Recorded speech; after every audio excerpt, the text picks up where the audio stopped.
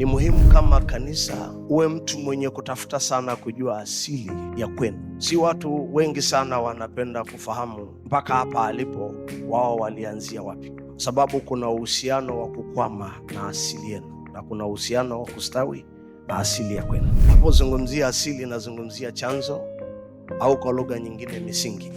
Kuna structure kubwa uko nayo au na muundo mkubwa wa picha ulio nayo katika maisha yako, lakini kule unakotaka kufika kutaamuliwa sana na asili ya kwenu.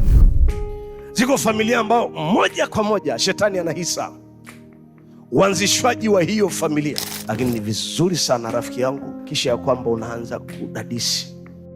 Kama kwenu kuna wazee, dadisi tu, waambie hivi ilikuwaje, na kama hawapo nenda katafute majirani wa baba zako na mama yako, waambie ilikuwaje. Waambie wasikufiche. Unapambana kiuchumi, unapambana kiafya, unapambana kielimu, unapambana, una picha kubwa ya kufanya mambo makubwa ipo kichwani mwako, unaiona na unaiota, na saa nyingine unatolea na sadaka.